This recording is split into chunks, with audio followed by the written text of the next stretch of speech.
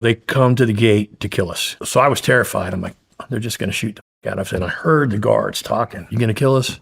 I said, motherfucker, shoot me like a man. I will say one thing. They did come in to execute us one night, but the order got pulled off and we were this close. I mean, they were right there. Holy shit. We'll get into that. It went from terror to anger. It was so deep into it. And I mean, if you want to say it now before we break real quick or not. Yeah, let's do it. So being a crew chief for a long time, writing Chinooks and cranes, whatever, I could just feel a helicopter from a long way. You get used to it, right? Everybody's like that. So the biggest fear we had, and this would affect me in freedom afterwards, but the biggest fear we had was a disembark at night that wasn't done right. So Condoleezza Rice, when she was Secretary of State, was visiting Colombia. And she made a very poignant statement. It was on the radio. Plan Colombia, we're going to have government presence everywhere. And she was right. That's what they needed. She's 100% correct. But while they were down there, we noticed a lot of air activity, but it'd be way off. So we just figured it was just more aircraft mobilizing people. So one night, we hear these two Blackhawks. Then it breaks into one, and it starts circling the camp. But a giant, giant circle. We did not know, would not find out until later, that they didn't have our camp spotted. So there's a couple hundred guerrillas guarding our camp because we had Colombian police and military on one side of the fence, and then the politicians and us, the Colombian politicians and the three of us. So they come to the gate to kill us, and they bring the guards.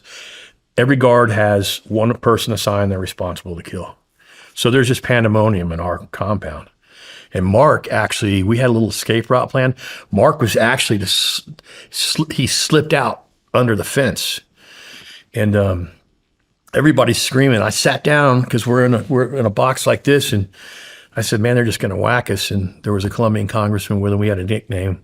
We called him Big Cat, whatever. Anyway. So I was terrified. I'm like, they're just going to shoot the fuck out of us. And I heard the guards talking. Man, is this real? Is this real? The guards were nervous because they knew they were going to shoot us. And so I went from being terrified, but when I say terrified, I mean, I didn't crap in my pants when I was close, to I got angry. And I don't know why. It was not a macho decision, Shawn. I'm not saying I was a badass, nothing like that. I got fucking pissed because I felt like I was laying there like a rat. And I got up and I walked to the gate, and Fernay, who was the evil boss of the guards, I said, you gonna fucking kill us? You gonna kill us? I said, motherfucker, shoot me like a man. And the congressman, Big Cat, grabbed me. He said, Keith, don't say that, don't say that. I mean, it's total chaos. I said, you shoot me like a fucking man. And I don't know why I said it. It wasn't like I was being a badass, Shawn, or whatever, but I just went from terror, absolute terror, to just anger. If I could have got my hands on them, I mean, And then the radio goes off and they shut it down. And the Black Hawk went away. But we were this close. Wow. And Fernay had his radio on and they're waiting. They're talking back and forth because the macho commandante, who is escaping right now, is talking to him on the radio whether or not to give him the order to kill all of us. Because we were the HVT of hostages. I was terrified, man. Terrified. And then I just got angry, and I don't know. I wish I could tell you why. There's no training, no macho, no thing. I was just furious that you were going to kill me. How long after you were in there did this happen? A year and a half. Yeah, a little over a year and a half. What happened to your buddy that slipped through the fence? His ass finally got back in under Mark. I said, man, you almost fucked up. Mark just hung by we didn't know what to do, right? And he slipped back in. Tore his t-shirt or whatever. I was like,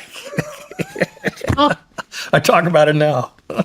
No matter where you're watching Shawn Ryan Show from, if you get anything out of this, please like, comment, subscribe, and most importantly, share this everywhere you possibly can. And if you're feeling extra generous, please leave us a review on Apple and Spotify podcasts.